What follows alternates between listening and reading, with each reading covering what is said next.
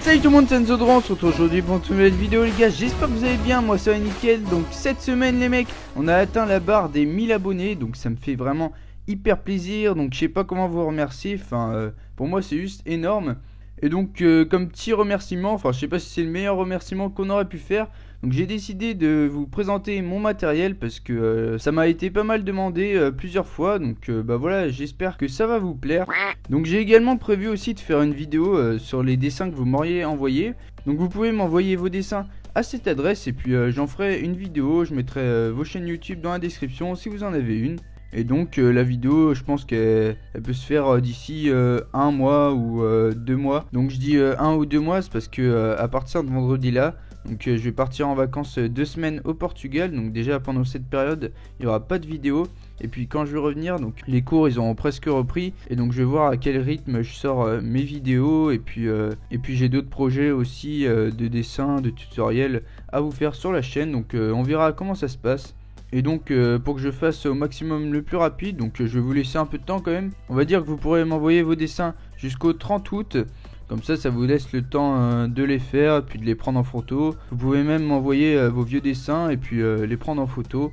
Ça changera rien à la vidéo. Et donc du coup quand vous m'enverrez le mail, donc il faudra qu'il y ait la photo de votre dessin, donc de la meilleure qualité possible. Et puis si vous pouvez prendre la photo en mode paysage, ça me faciliterait pour le montage, parce qu'en mode portrait ça fait des bandes noires sur les côtés. Mais bon, même si c'est en mode portrait, je prendrai quand même. Donc il faudra aussi qu'il y ait votre nom, votre pseudo, comme ça je le mettrai à l'écran. Et puis si vous avez une chaîne YouTube, vous me le mettez dans le mail et puis j'irai m'abonner et puis je le mettrai dans la description lorsque je ferai la vidéo. Donc les gars, du coup on se retrouve maintenant pour la présentation du matériel. Donc voilà, donc on va commencer avec tout ce qui est en noir et blanc. Donc voilà, donc ici on a un porte-mine, donc j'en ai deux.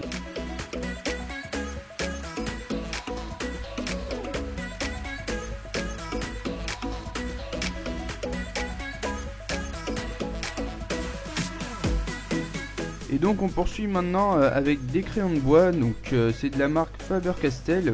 Et donc j'ai deux HB, un 6H, un 4H et un 6B qui me permettent de varier pas mal les nuances. Et donc voilà, ça me sert aussi dans tous mes dessins et tous mes croquis. Donc voilà, j'alterne le crayon de bois et le porte-mine, donc pour tout ce qui est mes dessins et mes croquis. Donc voilà, c'est cool, ça me permet de travailler avec différents matériaux. Donc ensuite on continue avec une petite estompe de la marque Faber-Castell. Donc voilà, ça me sert dans tous mes dessins quasiment. Donc c'est pour ce qui est voilà, crayon de bois ou crayon pastel, ça étale vraiment bien. Et puis c'est quand même plus précis que notre doigt. Voilà, donc on passe maintenant à des crayons de la marque Brunzel. Donc c'est des crayons de bois, enfin des crayons graphite un peu. Donc voilà, j'ai un 9B et un 4B. Donc comme ça complète un peu ma panoplie des nuances. Donc ensuite, pour continuer avec tout ce qui est un peu crayon de bois ou graphite, on va continuer avec un graphite pur de la marque Faber-Castell. Donc c'est un 3B. Et donc c'est un crayon qui est super bien parce qu'il remplit très bien les surfaces. Et c'est facile après avec l'estompe d'étaler ce qu'on vient de faire. Donc c'est vraiment un crayon qui me plaît. Donc ensuite ici on a une petite gomme Faber-Castell. Donc voilà, c'est une gomme comme une autre, hein. Ça peut très bien être une marque autre que Faber-Castell. Et puis à côté on a un petit taille crayon, donc pour que nos mines soient toujours bien pointues. Donc ensuite on retrouve un crayon, donc une nouvelle fois de la marque Faber-Castell. Donc c'est un pitoile base, donc je sais pas exactement ce que ça veut dire. Mais en gros c'est un crayon noir, donc qui permet de faire les contours et même le coloriage. Mais c'est une mine assez sec et du coup quand vous estompez on voit encore les traits de coloriage. Donc voilà, ça peut servir juste pour des petites surfaces ou alors pour l'ancrage, le repassage de traits tracés au crayon de bois avant. Et donc maintenant on a ici une nouvelle fois un crayon de la marque Faber-Castell. Vous aurez remarqué que j'aime beaucoup cette marque. Et donc voilà, c'est un pit pastel. Donc à la différence du pitoile base, c'est que avec ce crayon là on peut faire vraiment des grandes surfaces.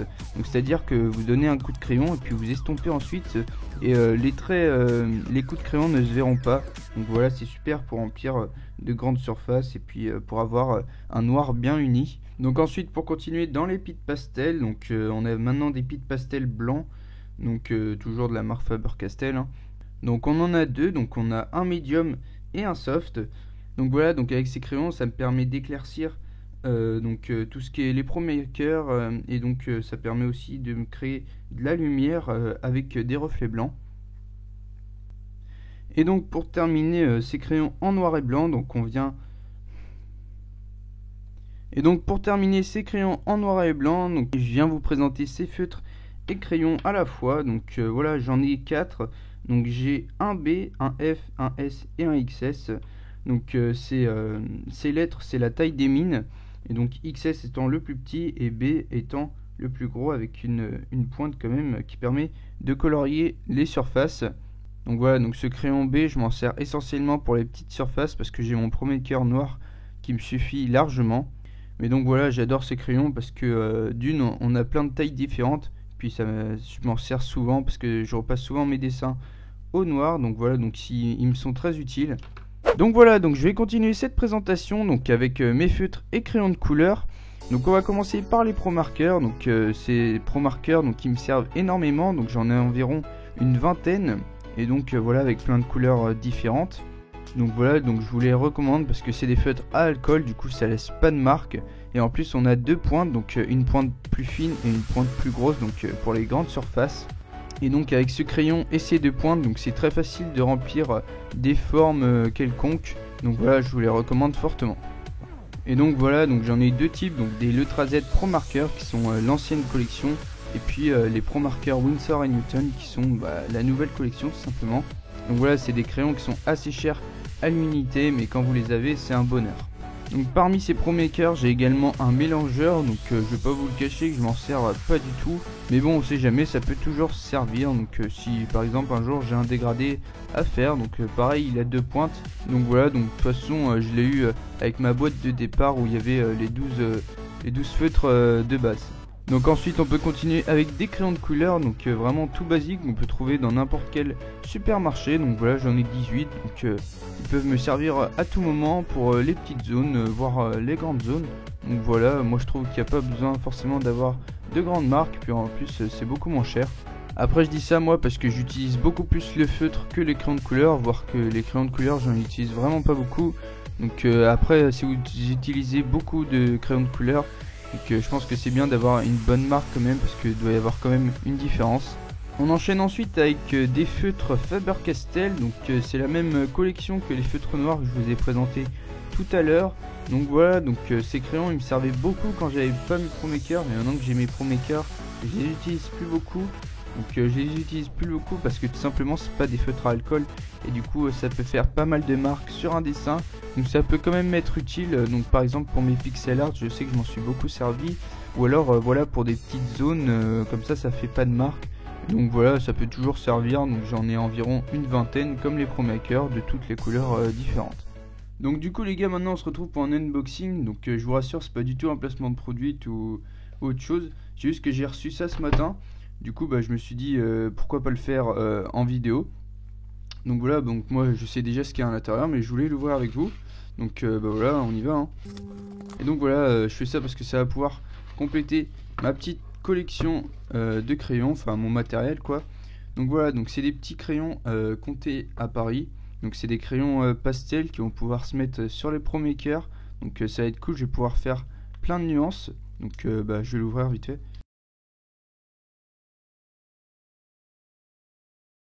Donc voilà, donc une boîte vraiment sympathique, c'est pratique pour le rangement. Et donc voilà les magnifiques crayons à l'intérieur.